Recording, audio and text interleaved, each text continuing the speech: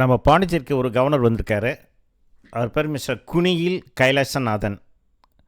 அவர் வந்து 1979 வந்து ஒரு நம்ம ஐஏஎஸ்ஸாக பணியில் சேர்ந்தவர். அவர் பிறந்த வருடம் வந்து 1953 மே மாதம் 25.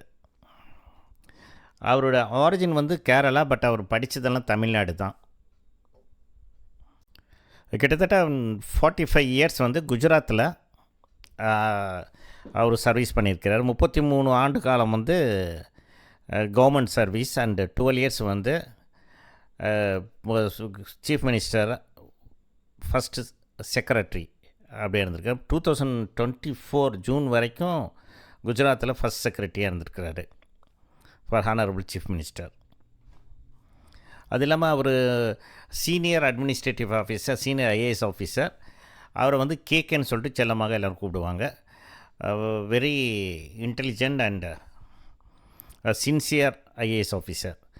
அதே மாதிரி வந்து உங்களுக்கு இதில் வந்து குஜராத்தில் நிறையா திட்டங்களில் அவர் பண்ணியிருக்காரு. நிறையா அந்த நகர்ப்புற திட்டம், வீட்டு வசதி வாரிய திட்டம், அப்புறம் வந்து குஜராத்தில் கடல் வாரிய தலைமை நிர்வாக அதிகாரியாக இருந்திருக்காரு. நகரப்புற துறையிலையும் நிறைய இருந்திருக்காரு. நிறையா உங்களுக்கு குஜராத் கவர்மெண்ட் வந்து நல்லா மேம்பட வைக்கிறதுக்கு அவர் நிறையா பாடுபட்டிருக்கார்.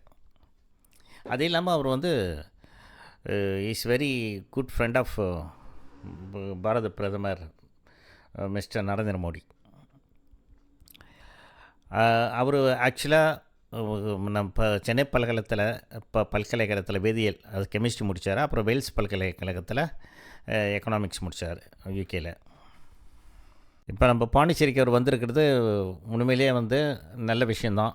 பாண்டிச்சேரிக்கு டெவலப்மெண்ட்ஸ்க்கு கொஞ்சம் நல்லா ஒத்துழைப்பார். அது இல்லாமல் பாண்டிச்சேரியில் நிறைய விஷயங்களை அவர் வந்து கான்சன்ட்ரேட் பண்ணுவார். நம்ம மக்கள் வந்து அவர் மேலே நம்பிக்கை வச்சுருக்காங்க. ஏன்னா உங்களுக்கு வந்து எப்படி இருக்குதுன்னு எல்லாத்துக்கும் தெரியும். ஸோ டிராஃபிக்லேருந்து உங்களுக்கு நிறைய ரவுடிசம், நிறைய சேஞ்சஸ் பண்ணணும். அதெல்லாம் பண்ணுவார் என்று மக்களின் கோரிக்கை அண்ட் விருப்பமும் கூட. ஏன்னா நிறையா கவர்மெண்ட் ஜாப்ஸ்லாம் வந்து இன்னும் வந்து இப்போ நிறையா அதில் நிறைய ப்ராப்ளம்ஸ் இருக்குது. இன்னும் வந்து உங்களுக்கு ஸ்மார்ட் சிட்டினா இன்னும் சரிப்படலை. அதெல்லாம் ரோடெல்லாம் ரொம்ப மோசமாக இருக்குது. அதெல்லாம் எல்லாம் சரிப்படுத்துவார் என்ற நம்பிக்கை இருக்கிறோம் பாண்டிச்சேரி மக்கள்.